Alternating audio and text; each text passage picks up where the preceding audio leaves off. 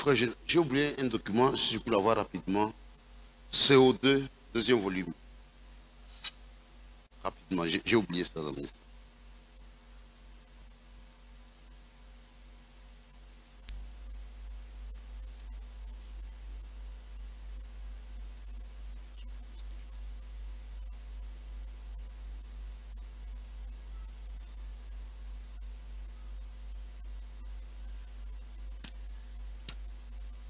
Ce sont de très bonnes questions. Ni maulizo ya mzuri.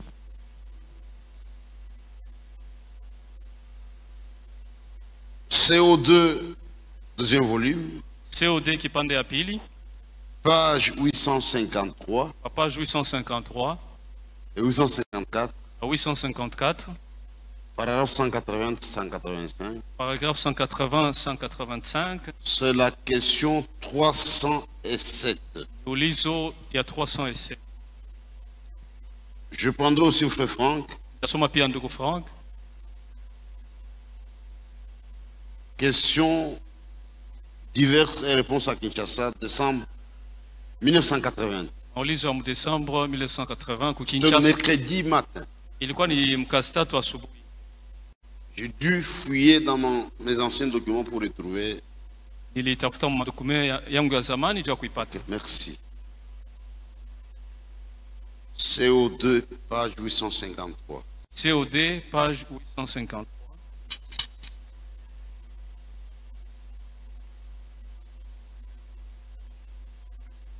Bon, la question, un homme devrait-il payer la dîme à un individu Mtu anaweza ou un chrétien devrait-il travailler? Mtu anaweza kumulipa mtu mwingine chekumi au Mkristo anapasha kutumika? Bien sûr qu'il devrait. Anapasha kutumika. S'il y a un homme qui travaille, c'est bien les chrétiens. Kama kuko mtu anapasha kutumika ni Mkristo. Payer la dîme à un individu. Kulipa mtu chekumi. Ça dépend de quel individu il s'agit. Hapa ni mambo naangalia ni mtu kanuni anapasha ulipa hayo. Voyez, c'est vrai. Unaona ni kweli. Dans Hébreux 7, Waebrania sura 7, quand Abraham revenant de la défaite de roi, wakati Ibrahimu alikuwa anarudia kisha kuwashinda wale wafalme, alikutana Melkisedeki. il lui a payé la dîme. Alimupatia chekumi. C'était Melchisedec, Ilikuwa ni Melkisedeki, roi de Salem, mfalme wa Salama, lequel n'était autre que Dieu lui-même. na alikuwa ni Mungu ye moya. Mais quand vous payez les dîmes, Wakati munalipa chekumi, en fait, l'endroit où vous devez payer la dîme, c'est celui où vous recevez votre nourriture. Fazi yenyewe unapasha kulipa chekumi ni pale kunapokea chakula yako. Apportez toutes vos dîmes à ma maison du trésor. Mulete machekumi munyumba yangu ya hazina. Et vous verrez si je n'ouvre pas pour vous les églises des cieux. Na mutaona kama sitamifungulia madirisha ya mbingu. J'invite tout homme Naalika kila mtu et toute femme na kila mwanaume na qui mwanamke ne paye pas la dîme ule ashilipake machekumi à relever le défi. anze kulipa machekumi. Acceptez ça. Muitike ile. Je pourrais me tenir ici Aweza simama hapa jusqu'à demain matin mpaka kesho asubuhi à vous raconter ce qui est arrivé quand j'ai vu ça. wakati nimeonyesha ilifika wakati niliona Et dans ile quelle situation j'étais. na hali gani nilikuwa. Mais aussi loyalement qu'il est possible de le faire, Vile inawezekana kuifanya. je payais ma dîme. Nilikuwa nilipa machekumi yangu.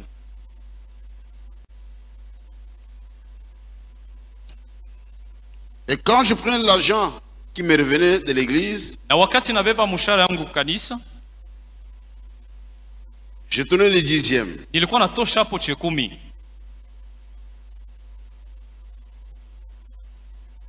Il part là-bas et dans son excès de zèle, Na mubidi yake ndugu Branham il ya avait commencé kupita, à alikuwa na donner bidii ya kupita. 9 dixièmes. Alikuwa pale ya kuleta moja ya kumi, yeye alikuwa analeta ile ya mingi ile. Lui restait avec un Yeye dixième. alikuwa anabakia na ile chekumi. Dieu devait le corriger, dit non, ça c'est pas la dîme. Mungu alimunyorosha anasema hii haina chekumi. La dîme c'est un dixième. Chekumi ni moja ya kumi. Pas 9 dixièmes. Hapana ile inabakia ile. Ile 9 pa 10. Pas 9 dixièmes, un dixième. Hapana ile 9 pa 10 ni moja pa 10. Je continue la lecture. Endelea kusoma.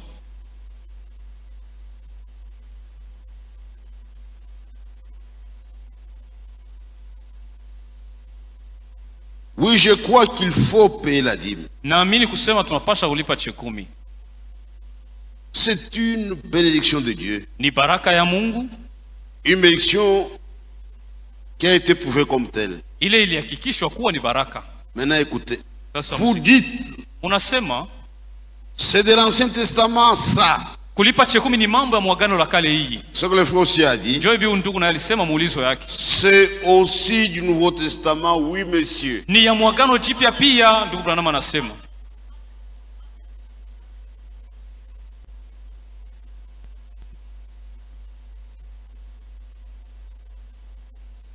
Frère Franck aussi. Ndugu Frank na ye.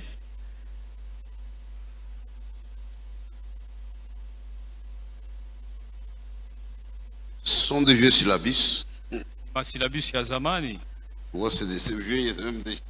Shakawa sana. J'ai fouillé pour avoir ça. Itafuta sana juu nipate. Donc, Kinshasa, mercredi 10 décembre Ni maulizo Kinshasa 1980. 10 décembre 1980.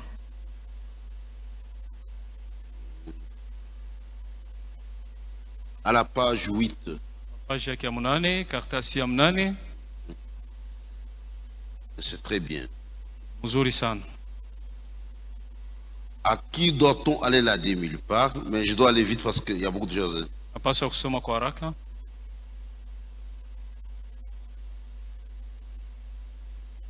Bon, prêchez cela avec amour. Mhubiri ile na mapendo. Pas comme une loi. Hapana sa sheria, mambo ya dans l'amour. Unahubiri na mapendo. Je suis d'accord avec vous. Niko sawa na mwe. Que je n'aurais pas prêché la dîme. À moins que j'ai entendu frère Branham le faire. Chikupasha kuhubiri pausu chekumi ni kama sikumsikia ndugu Branham kuhubiri. Parce que je n'ai pas trouvé Paul prêcher cela. Sikumwone Paulo kwa nahubiri kuhusu chekumi. Je n'ai pas trouvé Pierre prêcher cela. Petro kwa nahubiri kuhusu chekumi. Mais frère Branham a prêché sur cela. Lakini ndugu Branham alihubiri kuhusu chekumi. Et il a dit, na alisema Dieu ne change pas. Mungu abadiliki. C'était valable dans l'Ancien Testament. Walikuwa nalipa chekumi mwagano la kale. C'est valable dans le Nouveau Testament. Tunapasha nalipa chekumi mwagano agano. Cela doit être donné à l'œuvre du Seigneur. Tunapasha kuileta juu ya kazi ya Bwana. Depuis que je donne ma dîme à Dieu, tangu nilikuwa nalipa chekumi yangu kwa Mungu, Dieu bénit d'une façon merveilleuse. Mungu ako ananibariki mnamuna ya kushangaisha. Avant ce temps-là, mbele ya pale sikuwa nalipaka chekumi. J'étais un homme pauvre. Nilikuwa maskini sana. J'avais une vieille VW. Nilikuwa na VW ya zamani. Et je ne donnais rien à Dieu. Na sikuwa nalipaka chekumi kwa Mungu. Et Dieu ne me donnait rien. Na Mungu alikuwa ananipa kitu. Imaginez un homme de la trempe de Franck. Mwone mtu sa Franck. Il était dans cette situation. Alikuwa mwile hali. Ainsi j'étais un homme pauvre. Na nilikuwa maskini. Et je disais que si je gardais l'argent, nilikuwa nasemaka nikichunga makuta yangu, c'était bien. Nilikuwa ni mzuri. Mais un jour, lakini siku moja, en mai 1976, mwezi wa 5 1956, le Seigneur me parla. Bwana akasema nami. Lors de son de frère qui était mort à Schmidt. Il a, dans son témoin, j'ai suivi ça. Ndugu Frank alisema mushuhuda Moi, wake. Frank, dans ma vie, asema mi Frank maisha yangu, j'ai écouté 17 fois la voix directe du Seigneur. Sauti ya Mungu ya kusikilika nilisikia mara 17. Donc Dieu lui parle comme je vous parle. Mungu alikuwa anasema naye hivi, Mungu ananisikia ya asubuhi. Et ici Dieu lui parle en rapport avec la dîme. Na hapa Mungu anasema naye kuhusu mambo ya chekumi. Dans cette génération, Mui kizazi, une voix directe venant du Seigneur. Sauti ya Mungu ya kusikilika. Écoutez ce que Dieu lui dit. Usikie ile Mungu anamuonesha. Tu n'as pas donné toutes ces années passées les dîmes et les offrandes. Dieu lui dit ça. Mungu anamwambia Frank asema hii miaka yote ilipita alikuwa analeta chekumi. Tu dois donner tout ce que tu as pour mon œuvre. Unapaswa kuleta yote kunayo juu ya kazi yangu. Et alors je te bénirai. John nitakubariki sasa. Ici Dieu ne regarde pas la dîme et les offrandes. Hapa Mungu ashangalie chekumi na sadaka. Tu me donnes tout ce que tu as. Anasema leta yote ukunayo. Yote ulete sasa. Donne tout ce que tu as. Ah, ulete ça toutes les années. Tu n'as jamais payé depuis toutes ces années. Donne tout ce que tu as maintenant. Et alors j'appelais ma famille ensemble. Nikaita jamaa yangu tukekala et j'ai dit, cet après-midi, J'irai à la banque et je donnerai tous les milliers que j'ai là-bas au Seigneur. C'est ce que j'ai fait. Et à partir de ce jour-là, quand j'ai donné tout ce que j'avais, Dieu a ouvert les portes et les fenêtres du ciel. Je ne comprends pas jusqu'aujourd'hui ce qui s'est passé. Dieu m'a richement béni. Si vous voulez que Dieu vous donne quelque chose, donnez d'abord à Dieu. Alors il ouvrira les yeux du ciel. Ainsi donnez vos dîmes. Prêchez cela dans l'amour. Mais faites-le dans l'amour de Dieu. Faites-le dans l'amour et Dieu vous bénira. Vous voyez, il y a Frère Branham et Franck qui ont parlé. Et si Dieu parle à Franck,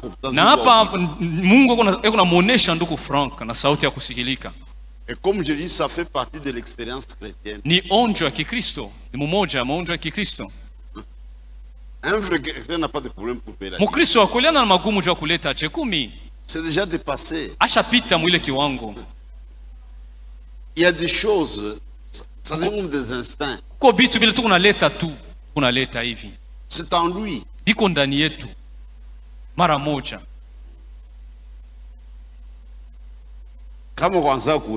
Si tu ne payais jamais les dîmes, le jour sera touché, commence maintenant à payer. Il n'y a pas des arriérés chez Dieu, tu ne sauras même pas les payer. Dieu ne va l'or et l'argent lui appartiennent. Quand tu ne payes pas, tu ne causes aucun tort à Dieu. Les affaires de Dieu touchent normalement. Dieu est capable de tuer même païen. Et il est fait pour ça.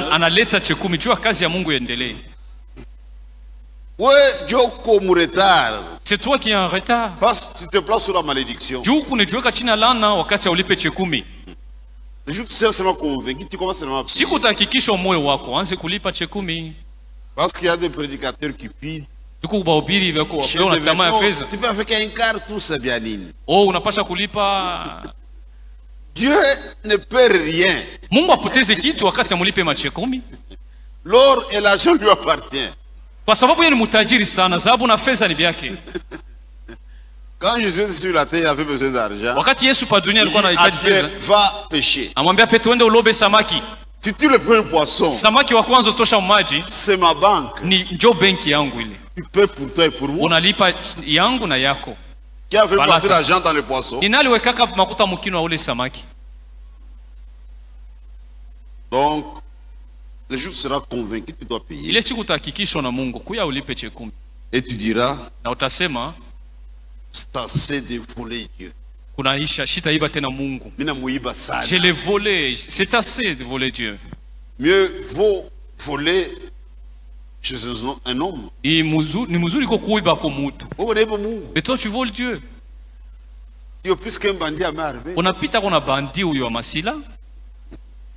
Donc quand tu auras la conviction, parce que pour Dieu, l'accent n'est pas mis sur le fait de donner. Mais que celui qui donne, qu'il donne avec joie, comme il a résolu dans son cœur. Il n'y a pas de contrainte. C'est ça. J'ai répondu. Il y a une sœur qui a posé la question depuis Finlande. Dis-nous qui suivons en ligne en permanence, où devrions-nous payer nos dîmes? Pour rendre notre adoration complète. Oui, ça fait partie de l'adoration.